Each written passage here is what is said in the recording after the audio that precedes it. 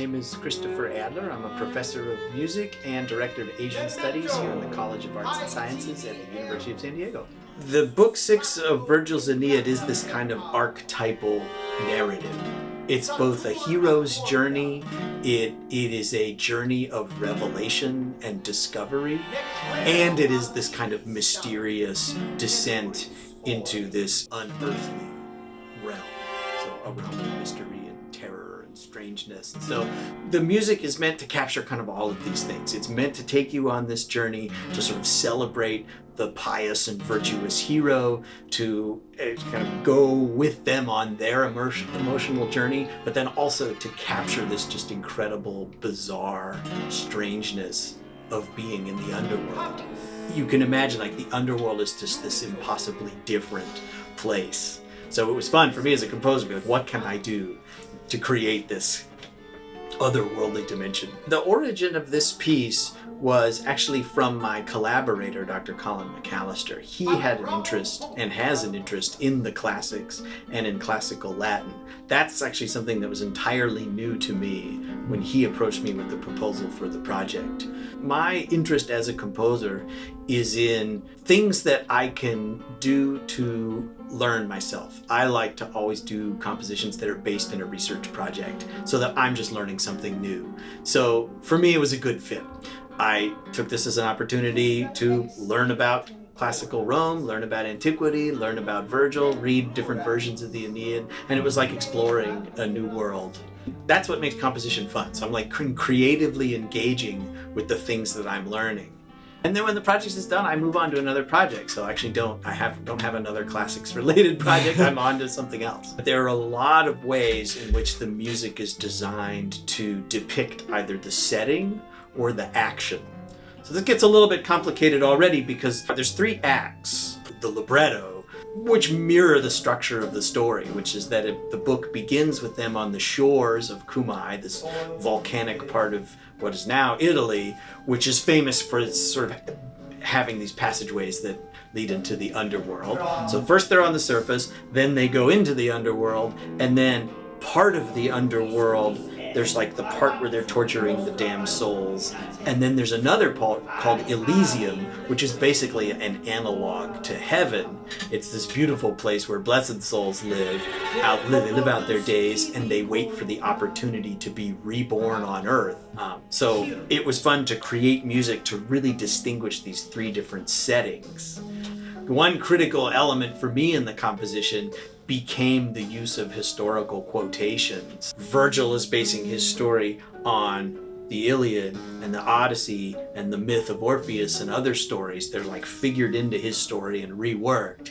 He was reusing earlier sources to make his narrative. I actually did the same thing in music. I used examples of music from the medieval, Renaissance, and Baroque eras as quotations within my composition. And then each of those quotations, they have particular significance to the stories that Virgil is telling. So for example, there's multiple quotations of Monteverdi's opera L'Orfeo, which is telling the Orpheus myth. And those quotations appear when the story is talking about Orpheus. So there's like, if you know those repertoire, you'll recognize those pieces and maybe recognize the associations. Even if they don't recognize the particular piece, you'll hear it as these little fragments of Renaissance music or fragments of Baroque music. But they're distorted because the guitar is actually not tuned in the traditional way. It's going to be tuned in something called just intonation. So everything's going to be distorted and strange. The quotations, they're fragmented and chopped up and altered. And so they're recognizable and yet not the same. And part of the idea there is that how would it be to go to the underworld? It's going to be this place where everything is strange. Nothing is familiar. So even if you encounter a familiar face, it'll be the ghost of that person. It'll be different. So these musical quotations are all twisted and transformed and altered. And that depicts that sort of unease of being in the underworld. Well, I mean, the very first thing was, okay, it's too hard. I got to simplify. I mean, realizing that there was needing to come up with a variety of strategies for making it possible for Colin to do this kind of multitasking effectively. And through the course of the piece, you'll hear there's actually different approaches to how the text sits within the music. Sometimes the text is very structured. It's like in the meter, he's playing metrically notated music and syllables fall in exactly the right place. That's pretty hard, but it's also like kind of fits within a conventional musical skill set. There's other places where the text, like the music is on one side of the page and the text is on the other side of the page, and he kind of floats it how he's comfortable. So the music, for example, in those kind of passages might be based on repeating patterns. So he can play a pattern, but then he doesn't have to read it. He can go look at the text and recite the text. It's still hard because you got to keep the fluidity of the pattern, but it's a skill that can be practiced and learned. So there's a number of different strategies, and then there's technology or sort of electrical technology, which I did not want to be a big part of the piece, but we decided to bring it in for one particular scene. It's this very important scene where he meets the ghost of his former lover, Dido, who burned herself alive after she left him. And he didn't know that until he meets her ghost in the Underworld. It's this very dramatic moment. It's kind of the emotional climax of the story. It's actually a moment kind of atypical of the Aeneid, which exposes this one aspect in which he sort of had this moral failure of abandoning this person, and then she killed herself as a result of his abandonment, and he was supposed to be this pious, perfect hero. So what we do is we bring in her voice from another part of the Aeneid, the part where she gives a speech, her suicide speech. As she's burning herself alive, she gives this very famous speech, which was frequently set to music in the Renaissance era. So we bring in both this Renaissance composition by a composer, Marbrianus de Orto, which set that text, so we have his music, but then we also have her voice basically giving the speech that she gives as she burns herself alive.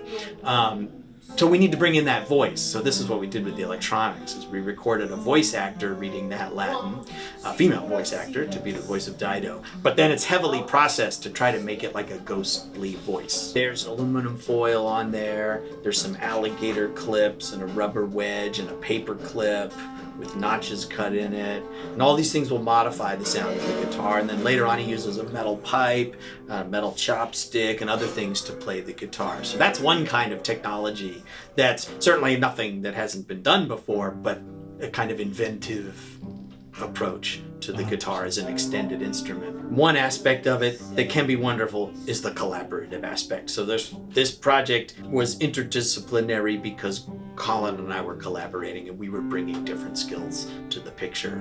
But that's not necessarily the only way it happens. Something can be interdisciplinary also because you as an individual are able to operate knowledgeably within multiple disciplines. And in a way that kind of happened to me too as the result of the research phase. So interdisciplinary is both collaborative but also potentially individual. I think I like my approach of really committing to the research. So accepting that a project like this is not a quick thing. This was a 10-year process of composition. It wasn't that I was doing it solid for 10 years. I did other things too, but it was really sort of taking the time to think about doing it right and really getting to know the subject matter, testing out material.